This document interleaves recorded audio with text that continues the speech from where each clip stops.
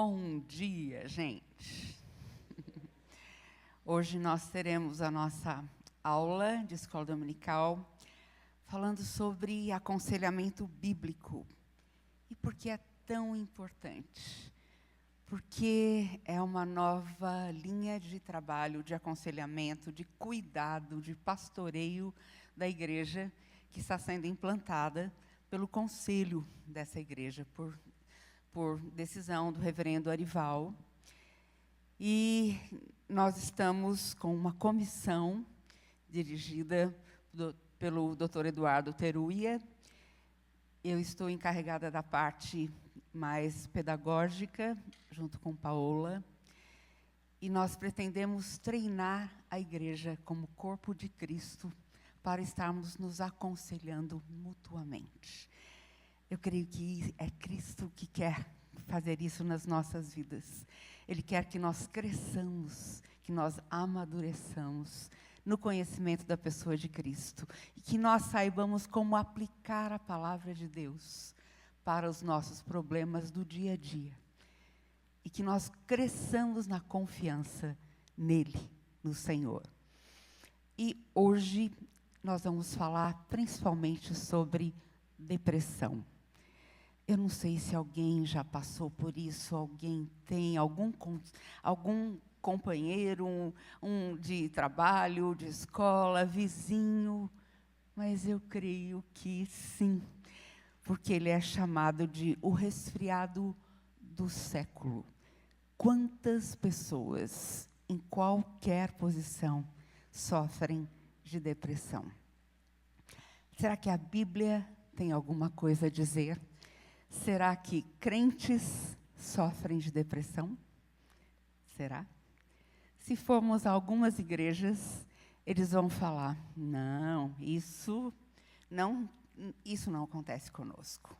Isso não se refere a nós.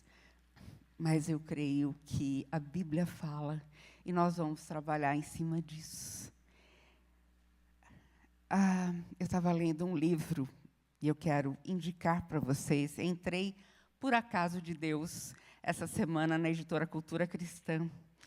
Bati os olhos num livro novo, Aconselhamento segundo o Evangelho. Comprei, encontrei coisas muito, muito preciosas que eu quero estar também compartilhando com vocês. Vamos orar?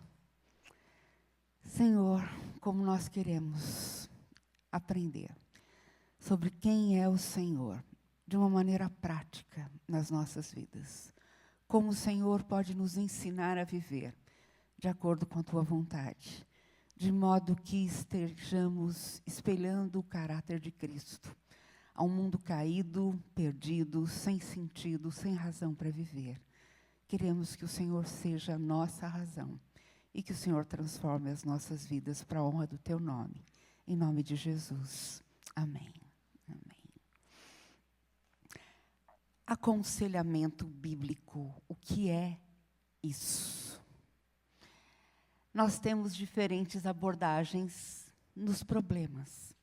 E muitas vezes as pessoas falam assim, nossa, eu vi tal pessoa, tal irmão na minha igreja, tão aflito. E daí eu fui lá, e depois que ele compartilhou comigo as dores da sua alma, eu lhe dei um abraço apertado. Chorei com ele. Que bom, graças a Deus. Mas eu não sabia o que fazer ou o que falar depois disso. Não é verdade que isso acontece? E a gente faz algumas escolhas depois desse abraço. Uma das escolhas é a abordagem do encaminhamento. A Bíblia não lida com questões emocionais e mentais, só com questões espirituais. Então, eu tenho que encaminhar você para um profissional da área de saúde mental que vai tratar do seu problema. Outra abordagem é da aspersão. Eu uso um pouquinho dos critérios do mundo, mais um pouquinho do interesse cristão, mais a oração, mais alguns princípios bíblicos pertinentes, uns versículos bíblicos, e tudo certo. Terceira abordagem é da concordância bíblica.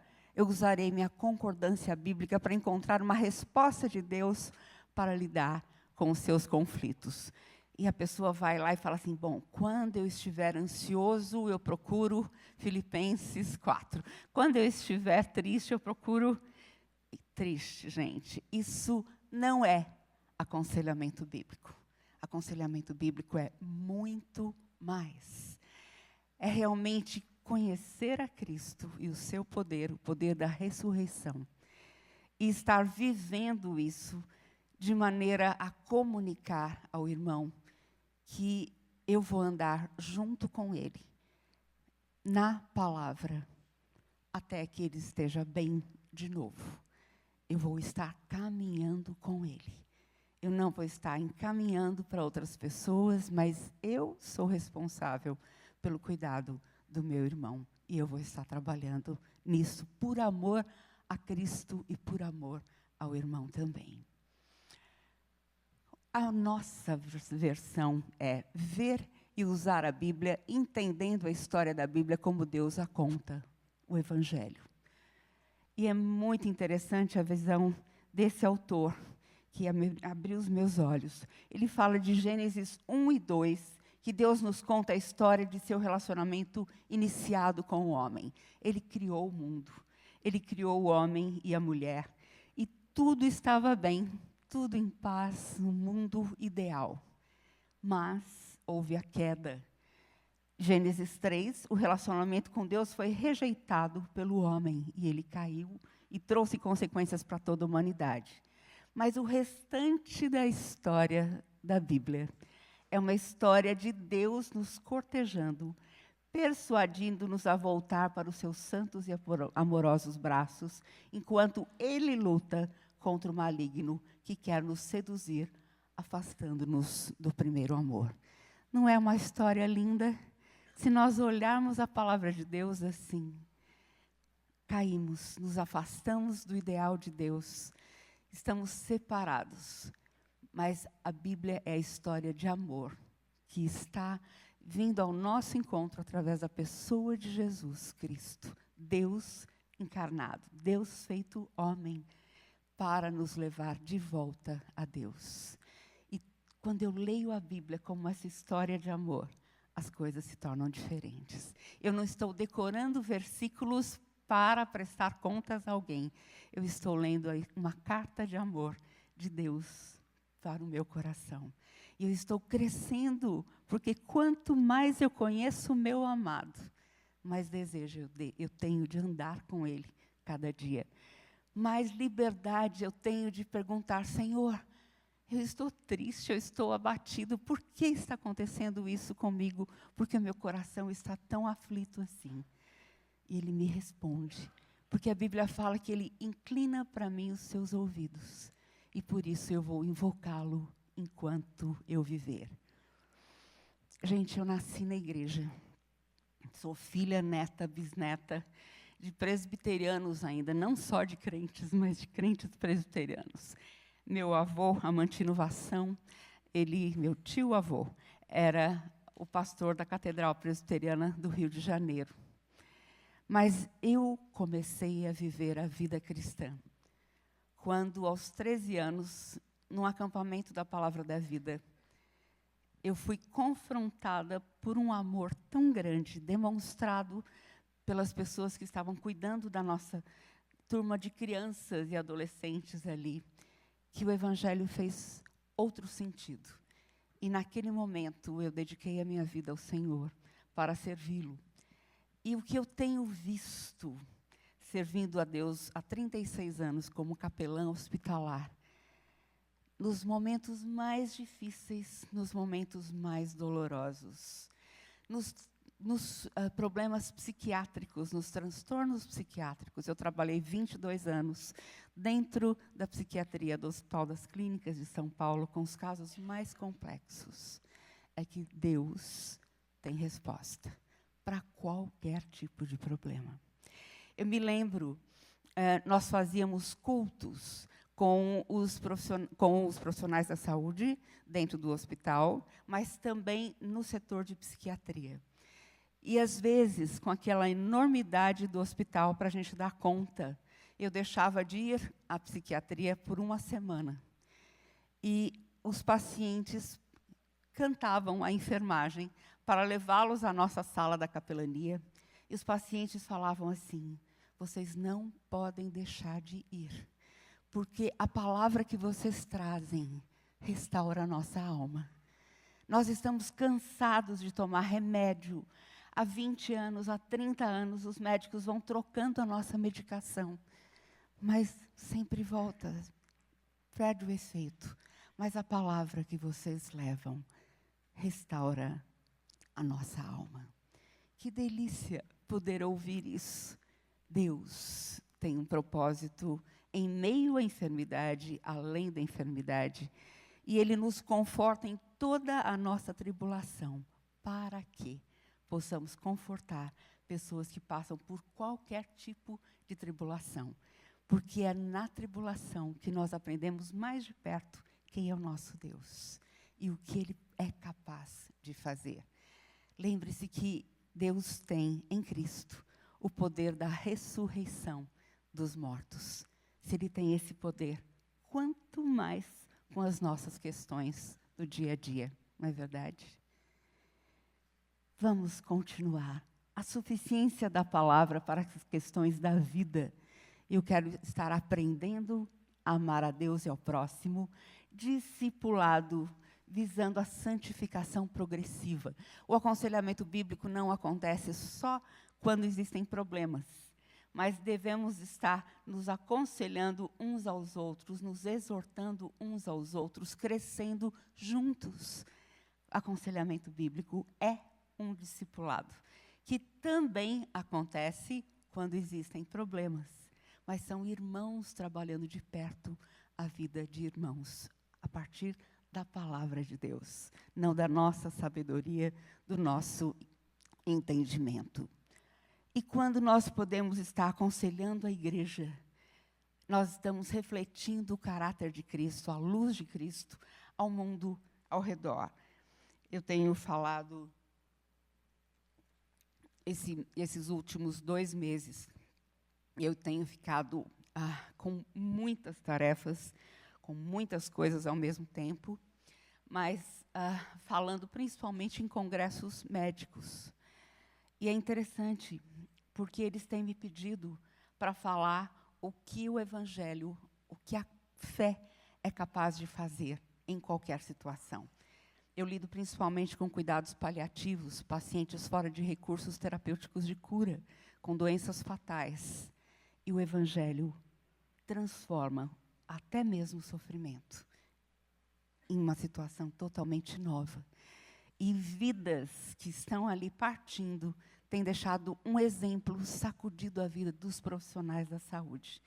Me lembro de sair de uma visita com os médicos de um dos quartos dos pacientes, e a paciente, depois de conversar com a gente, com a equipe multidisciplinar, quando nós já estávamos saindo, a paciente falou assim: doutores, por favor, eu quero que vocês saibam que eu estou orando por vocês todos os dias. A paciente estava morrendo, com 34 anos, 2 crianças pequenas, mas ela estava orando pelos seus profissionais que estavam cuidando dela. Uma das médicas encostou na parede quando nós saímos assim e falou assim: que Deus é este? Tremendo! Eu preciso conhecer esse Deus, porque esse Deus, se Ele é capaz de fazer isso com uma vida que está nessa situação, quanto mais Ele pode fazer na minha situação também. Quem é esse Deus? Quando nós vamos fazer um aconselhamento bíblico, nós não estamos simplesmente ouvindo o que a pessoa tem a dizer, abrindo a Bíblia, procurando um trecho e lendo aquele trecho bíblico para ela. Mas nós vamos fazer uma chamada anamnese espiritual. Nós vamos estar olhando a pessoa em todas as áreas do seu ser, porque nós temos que levantar dados para saber de onde está surgindo aquele problema, há quanto tempo ela vem vivendo com aquele problema, como ela tem enfrentado as situações da vida. Então, muitas vezes, o primeiro encontro de aconselhamento dura 2 horas, 3 horas. E nós precisamos estar amando a pessoa para que possamos fazer isso. Depressão, uma dor que ninguém compreende. Será que a Bíblia fala sobre depressão? Hoje mesmo nós lemos o Salmo 116, que dá sintomas de uma pessoa deprimida. Mas abram lá no Salmo 69.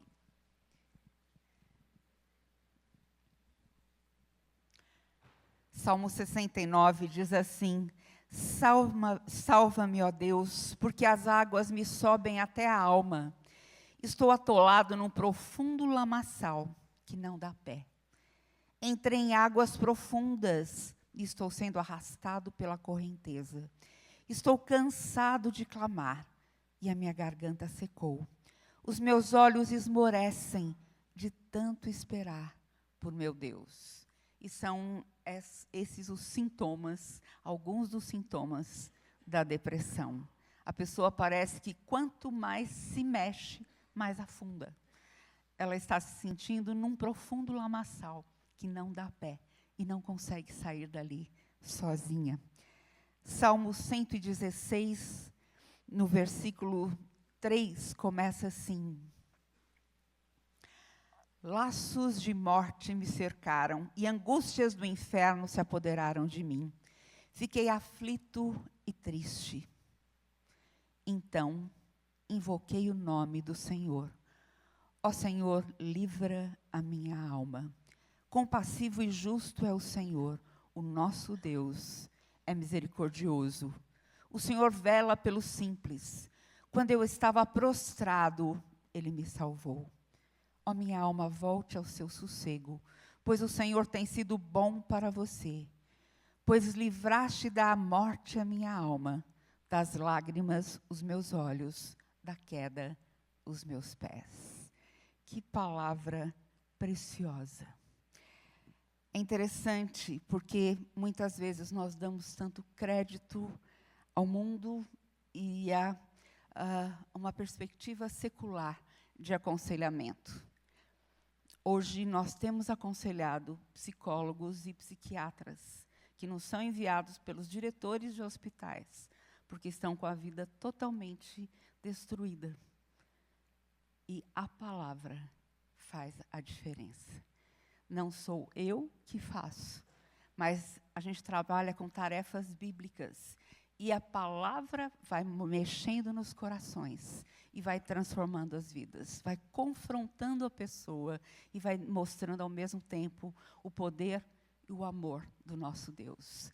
E a vida é transformada. Os sintomas desaparecem porque a raiz foi medicada. Somente a palavra, através do seu espírito, chega a ponto de dividir juntas e medulas. Chega mais fundo que qualquer medicamento, que qualquer terapia. Olha a cara do deprimido. Não é assim? Ó dia, ó azar, ninguém me ama, ninguém me quer. O que eu vou fazer da vida? A depressão pode ser melhor descrita como escuridão, um vazio ou falta de esperança que nunca acaba, uma tristeza sem fim. Mais ainda, é uma completa falta de qualquer sentimento, exceto o nada. Vários dados estatísticos levantados por um psiquiatra. Em 2002, foram vendidos 16 milhões de antidepressivos para 700 mil pacientes no Brasil. Hoje, os números são muito maiores. Em 2020, será a segunda causa de incapacitação ao trabalho, porque a pessoa fica dispersiva, ela não consegue se concentrar, ela fica lentificada, e ela não consegue trabalhar com o mesmo vigor que trabalhava. E o que me assustou foi esse amigo fazendo a sua tese de pós-doutorado em psiquiatria no Japão.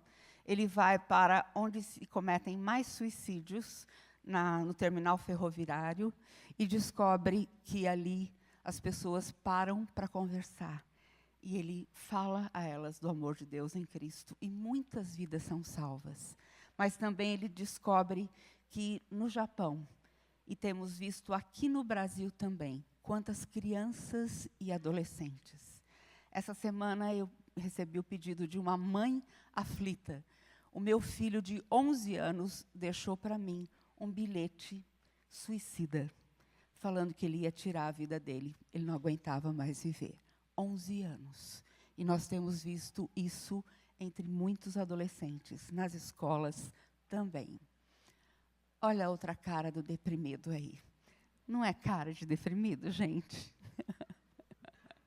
Eu não tenho cachorro, mas eu tenho 2 gatos.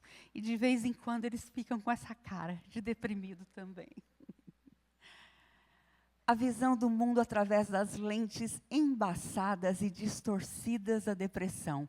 Pensamentos enganosos. Quando você está deprimido, a sua mente trabalha contra você, depondo contra quem você é de verdade. E só lhe traz pensamentos ruins, pensamentos depressivos, pensamentos negativos e indução à morte. Então, como a gente precisa cuidar da pessoa deprimida com todo o cuidado de perto. A depressão envolve ausência completa de afeto, de sentimento, de resposta, de interesse. A dor sentida no decurso de uma grande depressão clínica é uma tentativa da parte da natureza de preencher o vazio. Spurgeon, o príncipe dos pregadores, depois de um incêndio na sua igreja, onde algumas pessoas morreram, ele fala: poderia chorar durante horas como uma criança, mas ainda assim não sabia por que estava chorando, porque ele entrou numa crise profunda de depressão, e ele viveu assim muitos anos na sua vida. Atinge 2 vezes mais as mulheres, mas a cura. Quais são os sintomas da depressão? E como eu falei para vocês, o aconselhamento bíblico contempla todas as áreas da vida da pessoa. Então, nós não vamos chegar e simplesmente confrontar a pessoa pela Bíblia. Nós vamos levantar todas as áreas que podem haver, onde pode haver problema, e vamos encaminhar para um médico para fazer exames, se necessário. Então, nós vamos pensar nos sintomas da depressão. Tristeza, apatia, inércia, tornando difícil continuar a viver ou tomar decisões. Também, perda de energia e fadiga. A pessoa se sente se arrastando pela vida o dia todo. Incapacidade de se alegrar. Insônia ou sono em excesso. Desesperança. Desinteresse, apatia, medo, um autoconceito negativo. Alucinação e ideias deliroides, em alguns casos. Sentimentos de culpa, vergonha, senso de indignidade e desamparo, perda de interesse no trabalho, no sexo, atividades atuais, perda da espontaneidade, perda da capacidade de planejar o futuro. Ela pensa, viver para quê? Planejar para quê? Nada vai acontecer de bom. Dificuldade de concentração. A gente pede para a pessoa ler um capítulo da Bíblia e ela fala, não consigo. Então, você vai ler um versículo, porque ela chegou ao fim daquele texto, ela não se lembra da primeira palavra. Como a gente tem que trabalhar de maneira cuidadosa. Incapacidade de apreciar acontecimentos ou atividades agradáveis. É aquela pessoa que você consegue tirar da cama com muito cuidado, de um quarto escuro, e levá-la para um lugar agradável, para passear, para estar com a família, com as crianças. E daí chega uma hora, ela fala assim, pronto, já fiz o que você queria. Podemos voltar para casa? Quero voltar para a minha cama. Nada tem graça. Ela faz para agradar os outros. Isolamento social, a pessoa vai se retraindo cada vez mais. Problemas somáticos, problemas orgânicos que vão acontecendo em decorrência da depressão ou ao contrário. Mudanças abruptas de humor, ideias depressivas mórbidas. Os deprimidos podem ter as mais diversas queixas físicas e por isso é tão difícil fazer o diagnóstico, porque podem apresentar sintomas diferentes e aí passam de médico por médico, especialidade por especialidade e ninguém pensa em depressão. Algumas descrições. Eu perguntei para uma médica intensivista de quem eu estava cuidando, porque ela estava internada na psiquiatria.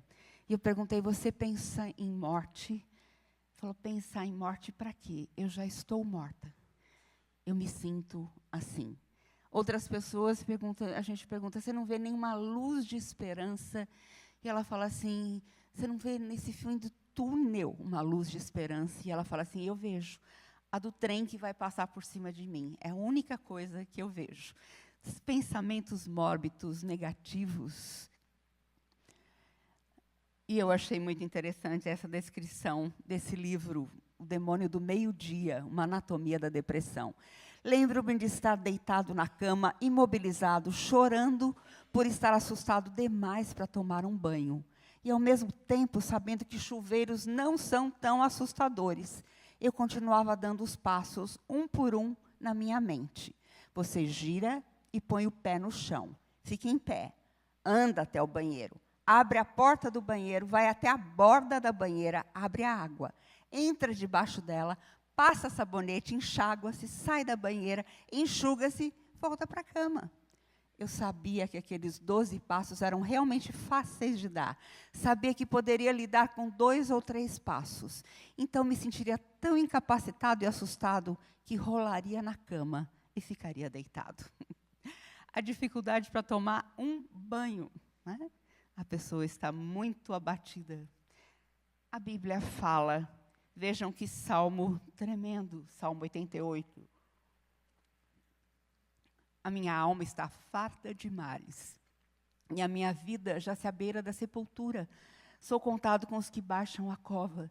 Sou como um homem sem força, atirado entre os mortos. Puseste-me na mais profunda cova, nos lugares tenebrosos, nos abismos. Apartaste de mim os meus conhecidos e me fizeste objeto de abominação para com eles. Estou preso e não vejo como sair. Vários tipos de depressão, só para informação. Então, como nós estamos olhando a pessoa como um todo, nós temos que saber disso.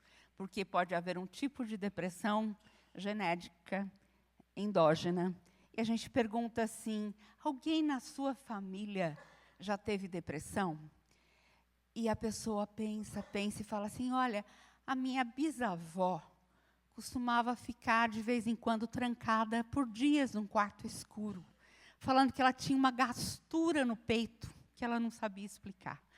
Não havia um diagnóstico de depressão para a depressão, mas os sintomas estavam ali. Até as crianças podem ficar deprimidas.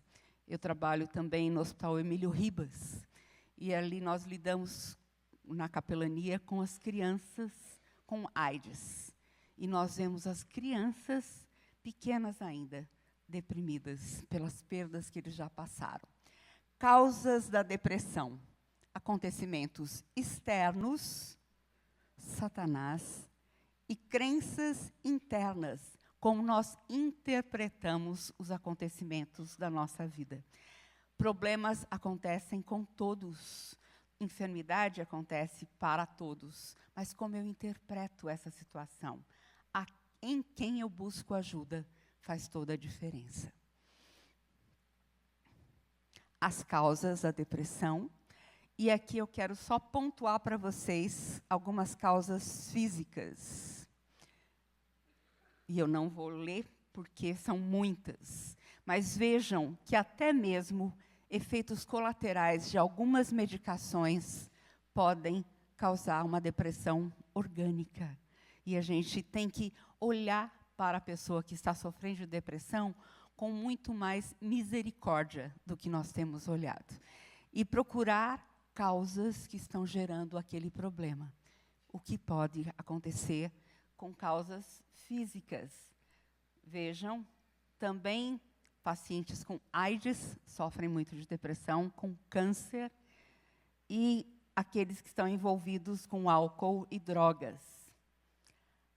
Doença de Alzheimer, Parkinson, esclerose múltipla também. Causas emocionais e espirituais. Ira, amargura, culpa. E às vezes a gente pensa que isso não nos afeta.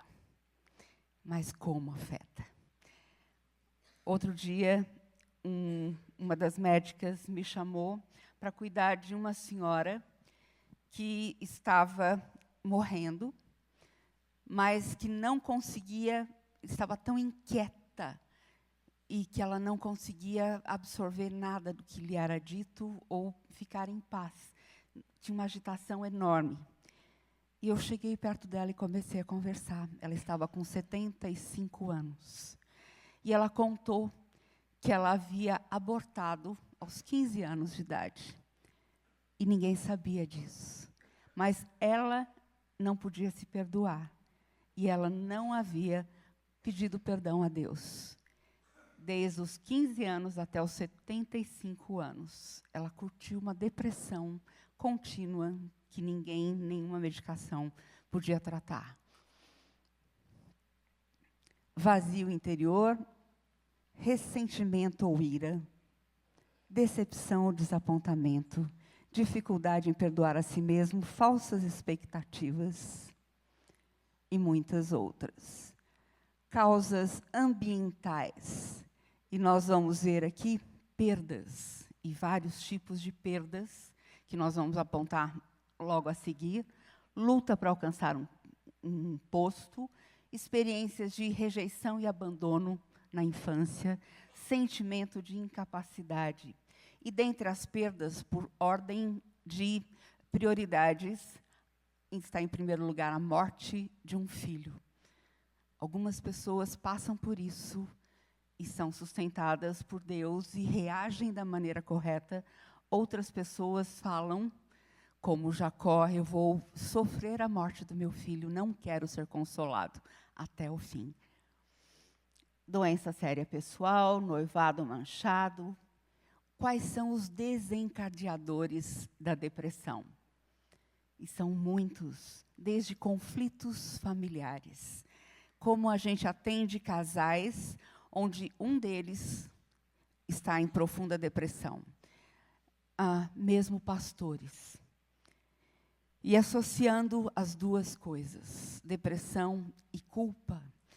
Me lembro de um dia ser chamada pela enfermagem para atender um pastor que estava internado ali no Emílio Ribas. E a história dele era a seguinte: ele tinha sido casado, tinha fundado 7 igrejas, tinha 4 filhos, homens, mas um dia ele se apaixonou pela secretária e foi caindo. Se separou da esposa e foi caindo, de mulher em mulher. Até que ele contraiu AIDS, teve meningite, ficou surdo pela meningite. E a enfermagem me chamou porque aquele homem tinha que falar tão alto, porque ele não tinha ideia do som da sua própria voz, que todo andar o ouvia contar a sua história. E eu cheguei perto dele e ele falou assim: sabe o que eu queria? Eu só queria poder voltar à igreja para varrer o templo, para estar na casa de Deus novamente. E nós pudemos lembrá-lo do perdão de Deus na pessoa de Cristo Jesus. E ele pôde ver a graça de Deus na esposa, ex-esposa, que depois de 20 anos separada, voltou para cuidar dele.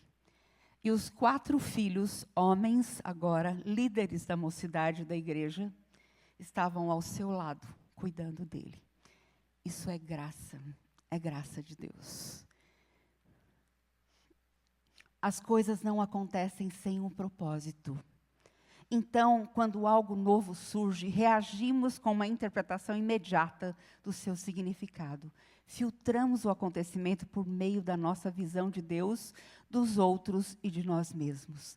Essas interpretações fazem diferença, mesmo que a depressão tenha causas físicas. Mesmo que seja um problema hormonal, algum desequilíbrio, mas a maneira como nós interpretamos a nossa vida, as situações pelas quais passamos, faz toda a diferença. A base de tudo está nas nossas alianças espirituais, em quem nós confiamos, a quem nós corremos. E eu queria tratar hoje, eu fiz uma síntese muito sintetizada dessa palestra sobre depressão, porque eu queria pontuar esse viés, a depressão pela culpa. Gente, o tempo não apaga. O tempo só fermenta na nossa alma os nossos pecados, os nossos erros. E como é importante nós não nos deixarmos ficar insensíveis à palavra, insensíveis ao amor de Deus. Nós temos que lidar com os pecados na nossa vida. Eu contei para vocês da outra vez, na outra palestra aqui, sobre uma moça dentro da psiquiatria, que ela estava ali falando, olha, eu tentei me matar dessa vez, porque o meu irmão está sempre debaixo da cama falando para mim que eu tenho que me encontrar com ele. E eu escutei mais um pouquinho, e ela era evangélica, e eu perguntei, conta um pouquinho sobre esse seu irmão. E ela contou que a mãe saiu e pediu que ela, quando estava com 14, 15 anos, cuidasse do irmãozinho pequeno. E ela falou, cuidar nada, ele vai se virar, não vai ter perigo nenhum. E ela só escuta a freada de um carro. A criança havia aberto a porta, escapado para a rua e sido atropelada. E a mãe chega nessa hora. E ela ficou com isso, martirizando-a durante toda a vida, e ficou ali para um tratamento profundo para a depressão, porque ela não podia se perdoar e não podia aceitar o perdão de Deus também. Socorro! Cadê os meus slides? Ah, bom. Vejam no Salmo 38, gente. Abram as suas Bíblias, por favor. E esse salmo me ensina que mesmo pessoas que amam a Deus, que andam com Deus, podem pecar, como nós. Esse salmo fala sobre Davi.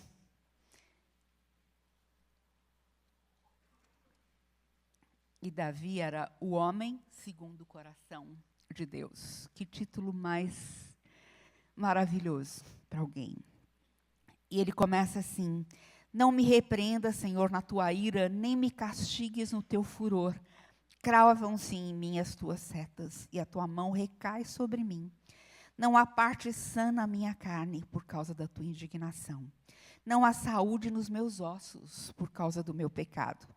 Pois já se elevam acima de minha cabeça as minhas iniquidades, como fardos pesados excedem as minhas forças. Tenho feridas que cheiram mal, estão cheias de pus, por causa da minha insensatez. Sinto-me encurvado e muito abatido, ando de luto o dia todo.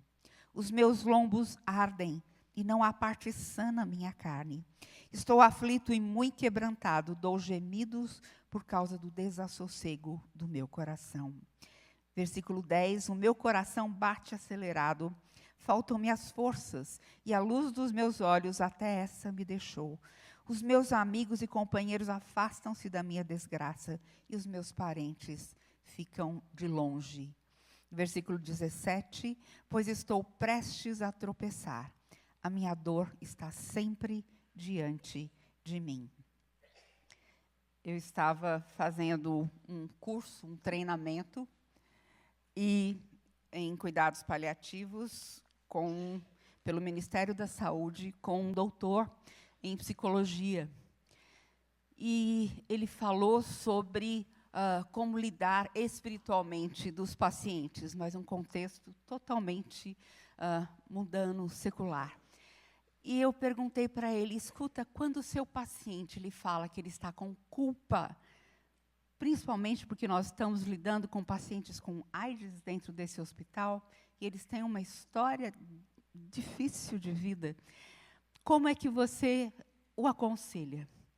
Ele falou assim, eu digo para ele que ele estava ainda muito imaturo, e ele estava crescendo, se desenvolvendo na vida, e por isso ele cometeu talvez algumas coisas que não podem ser chamadas nem de erros, porque ele estava ainda crescendo na sua vida.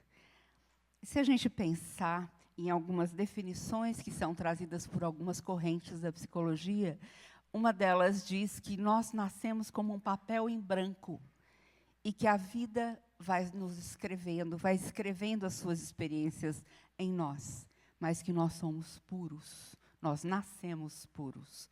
E por isso é tão importante a gente voltar para a palavra de Deus e ver o que a palavra diz. Nossa visão sobre a culpa. Os outros são culpados pelos meus fracassos e iniquidades pessoais. Fala, meu pai, minha mãe, minha avó, olha, meu cônjuge, eles dão tanto trabalho, olha, que eu não tenho como, eu estou assim por causa deles. Né? Então, a gente joga a culpa em todo mundo. Tratamento para a culpa, enviar para o psicólogo para que aumente a sua autoestima. A sua autoestima está baixa. Então, eu vou trabalhar com você para que você tenha uma autoestima mais elevada e possa sair dessa depressão. Tratar os seus erros do passado como fases no processo de amadurecimento espiritual. O primeiro passo que você deve dar é parar de se culpar. Você não é culpada pelo seu comportamento compulsivo. Recuse-se a aceitar a culpa, livre-se dos seus sentimentos de culpa. E outros dizem, a culpa não é nada além de uma neurose. A literatura secular diz que nós somos pessoas vazias, precisando ser enchidas, completadas, que precisamos da admiração dos outros, de posses, de respeito do cônjuge, dos filhos, de satisfação pessoal. Precisamos de alguém sempre nos elogiando e nos dizendo que somos grandes. Não é isso que o mundo nos diz? Mais autoestima, mais amor, mais felicidade, mais autoconfiança. É disso que você precisa e é assim que você vai sair do problema. Olha lá. Quer que você olhe no espelho e veja a si mesmo como um super-herói, como alguém realmente resolvido na vida. Não é isso que a Bíblia diz.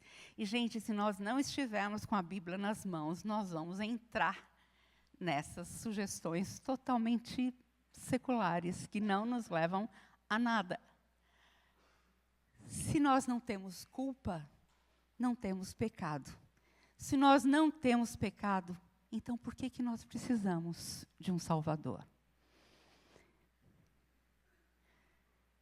A quem nós estamos adorando?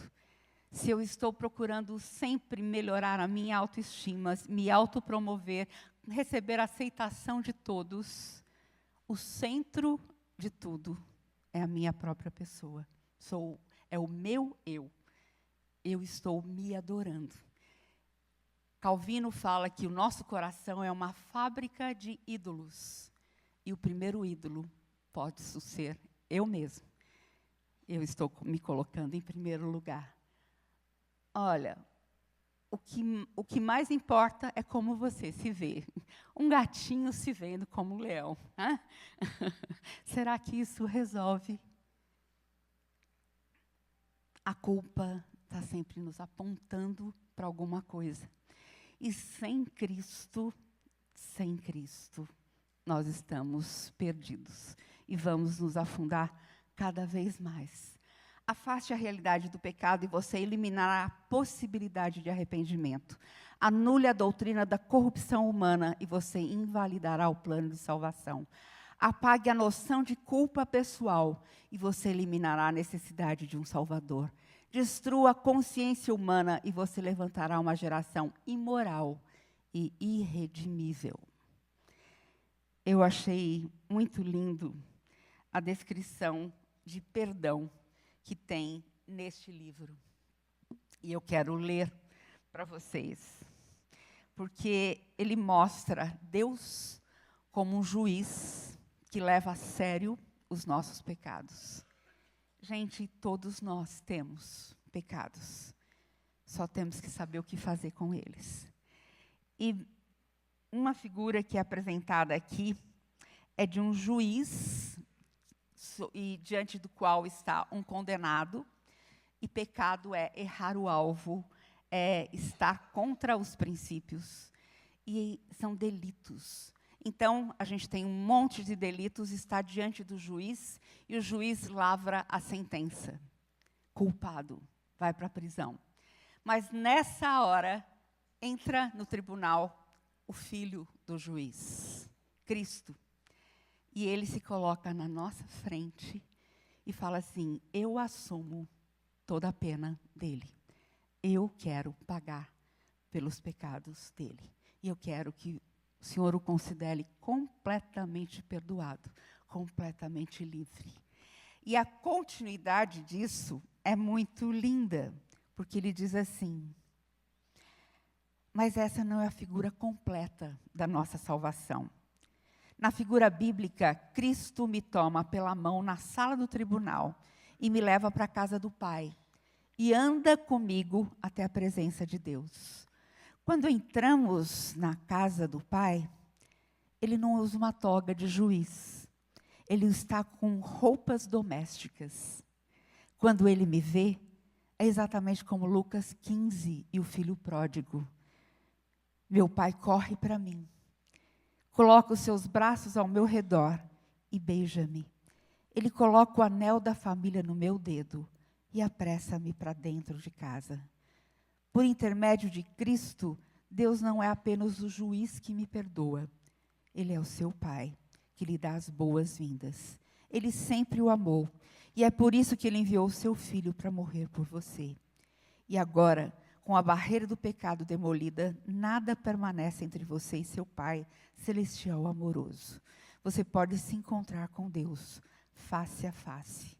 Não é simplesmente entrem, vejamos o que vai acontecer. É muito mais, venha para casa, tudo está bem entre nós. Não é lindo demais? Eu estava assistindo o funeral do Billy Graham, grande pregador, e me comoveu muito o testemunho dos filhos, mas de uma filha em especial. E ela fala assim: eu fui a filha que mais dei trabalho para o meu pai. Eu me casei com um homem que ele falou para eu não me casar com ele, mas eu teimei e me casei. Poucos meses depois, eu me divorciei dele. Depois, eu me juntei com outro homem. E meus pais falavam: filha, não é por aí, filha. Escuta que a gente quer falar para você. E ela falou: vocês não sabem de nada. E seguiu o caminho dela mesma. E um dia, quando esse homem já havia abandonado, ela vai dirigindo para a casa do seu pai. Tem uma curva na estrada. E durante todo o caminho, ela está dirigindo e pensando: nossa, meu pai vai ficar falando no meu orelho até, não te falei? Falei para você não fazer isso? Olha aí no que deu. E ele vai me falar tanto, mas eu tenho que fechar, tenho que abaixar a cabeça e aceitar, porque eu fiz muita coisa errada mesmo. E quando passa por uma curva na estrada, ela vê Billy Graham com os braços abertos. Ela desce do carro, ele abraça, chora com ela, pega pela mão e fala: venha para casa, filha. Você é amada. Você é muito amada do Pai. Como aquilo mostrou o que Deus fez por nós. Como isso retrata de maneira extremamente vívida a história do filho pródigo. É isso que Deus faz conosco. Porque os crentes têm atraído tão pouco ao Evangelho. Satanás não pode tirar a nossa salvação, mas ele pode fazer com que nos sintamos miseráveis. Se lhe dermos ouvidos, ele pode nos perturbar e abater. Ele quer que pareçamos miseráveis aos olhos do mundo, para que ninguém seja atraído a Cristo por nosso intermédio. Olha que judiação. Não dá dó? Se você é crente, mas anda com essa cara, está atraindo quem para o Evangelho? Nossa, crente, né? Aquela coisa chata, sempre falando, mas olha a cara dele, triste, emburrado, deprimido. Gente, isso não é verdade. O Evangelho pode fazer muito mais por nós. Nós somos sempre tentados a olhar para trás. Nós estamos lutando com as mesmas tentações, ataques e perseguições cruéis. Vejam o que Paulo fala. Porque eu sei que em mim, isso é, na minha carne, não habita bem nenhum. Nós temos que reconhecer que no nosso coração, gente, nós somos caídos, estamos separados de Deus, somos corruptos e temos toda a tendência a viver pecando. Se não fosse Cristo, não teria jeito para nós. Porque eu não faço o bem que eu prefiro, mas o mal que não quero, esse faço. Porque no tocante ao homem interior, tenho prazer na lei de Deus. Mas vejo nos meus membros outra lei que, guerreando contra a lei da minha mente, me faz prisioneiro da lei do pecado que está nos meus ombros. Desventurado homem que sou, quem me livrará do corpo dessa morte? E muitas vezes nós paramos por aí. Várias definições sobre o pecado. Cada pecado é uma quebra do que Jesus chamou de primeiro grande mandamento. A recusa ativa de reconhecê-lo e de obedecer-lhe como nosso Criador e Senhor. O pecado não é um lapso lamentável de padrões convencionais. A sua essência é a hostilidade para com Deus. Enquanto eu mantinha escondidos os meus pecados, o meu corpo definhava de tanto gemer, porque a tua mão pesava dia e noite sobre mim, e o meu vigor se tornou em sequidão de estio. Nós estamos falando sobre depressão pela culpa, mas antes eu mostrei para vocês que existe uma dimensão enorme de causas, outras pela depressão. Mas eu estou abordando hoje uma área somente. Porque nós temos que conhecer o perdão de Deus na pessoa de Cristo, o nosso Senhor. Porque sem Ele, nós não somos nada. Vejam vários salmos penitenciais. E perdão é a borracha que Deus usa. Fiel à palavra e digna de aceitação, que Cristo Jesus veio ao mundo para salvar os pecadores, dos quais eu sou o principal. E vamos ler juntos, gente, esses versículos, porque nós temos que aplicar isso na nossa vida. Vamos ler juntos? Mas Deus prova o seu próprio amor para conosco, pelo fato de ter Cristo morrido por nós, sendo nós ainda pecadores. Agora, pois, nenhuma condenação há para os que estão em Cristo Jesus. Porque o pecado não terá domínio sobre vós, pois não estás debaixo da lei, e sim da graça. Nós temos a possibilidade de não pecar. Nós não estamos debaixo da lei. Nós somos salvos. É Cristo que faz a diferença.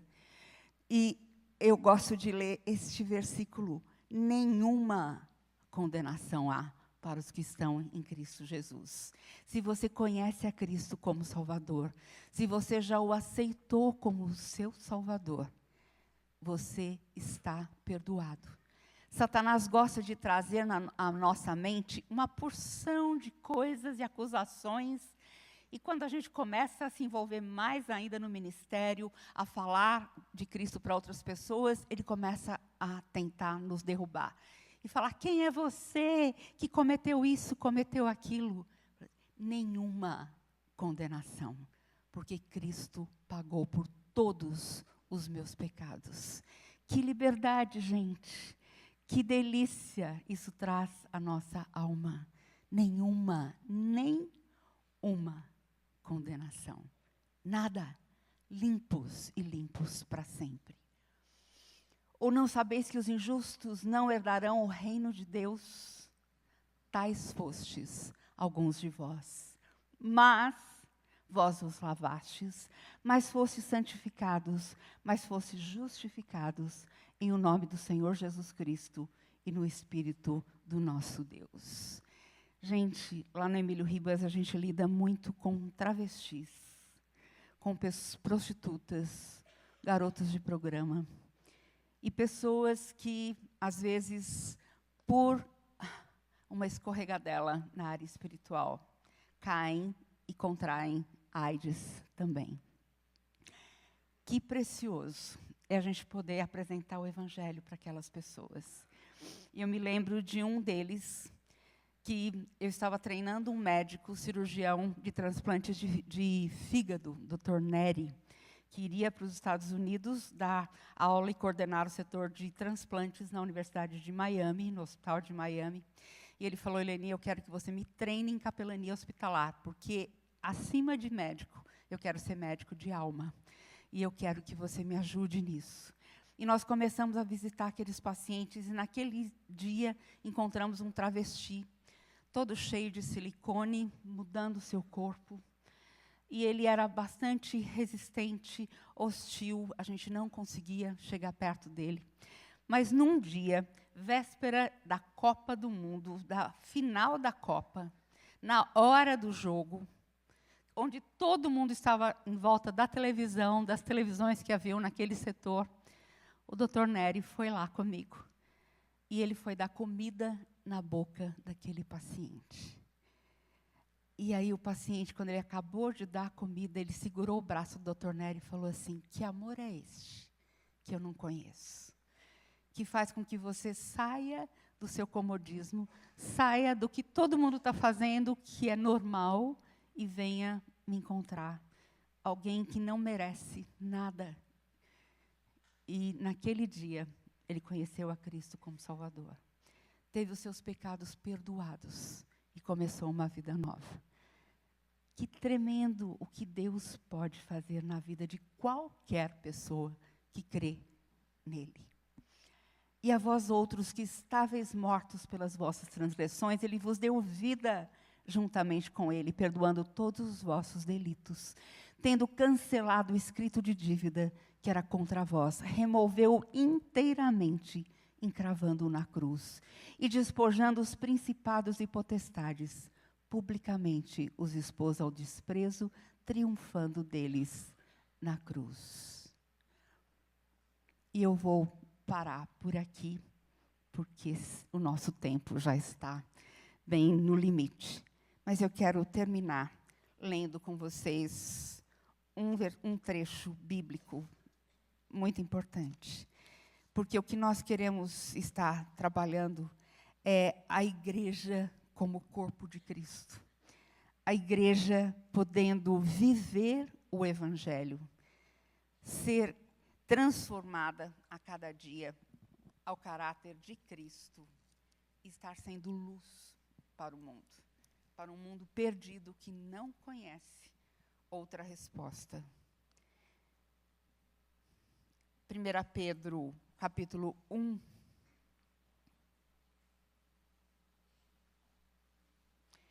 versículos 20, 19 até 25.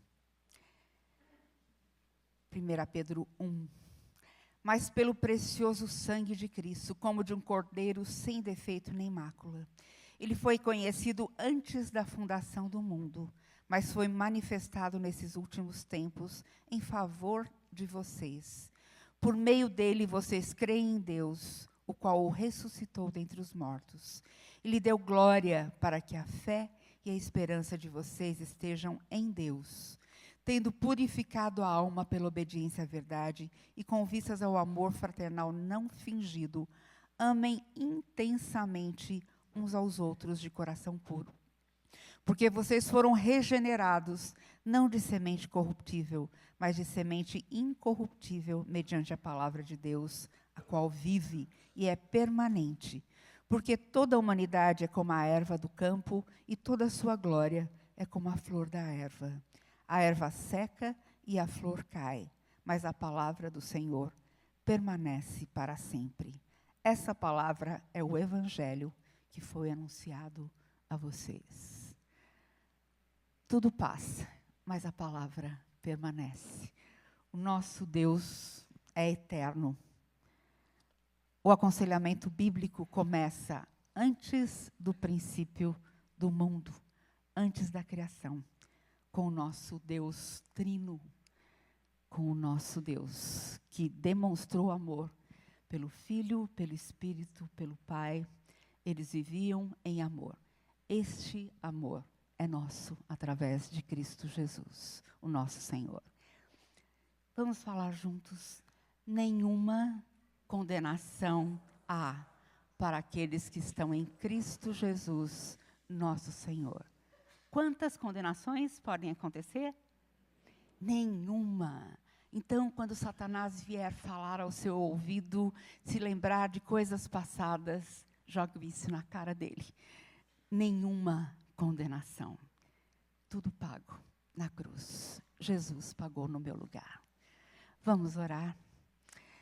Senhor, que preciosa é a tua palavra, que nos traz perdão através da pessoa de Cristo, o nosso Salvador, aquele que veio ao nosso encontro, quando nós não tínhamos nada a oferecer, nada para pagar, mas o Senhor, por amor, pela tua graça, se deu em nosso lugar, para pagar pelos nossos pecados, para que pudéssemos viver uma vida nova, limpa, livre, em alegria, andando com o Senhor a cada dia.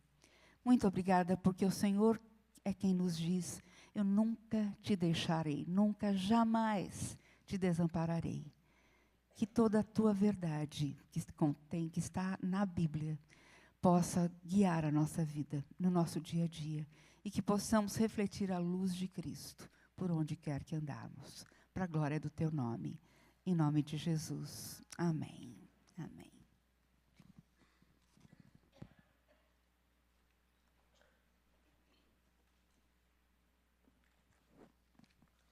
Meus irmãos, eu gostaria de fazer uma oração aqui pela vida da Eleni, porque hoje é aniversário dela.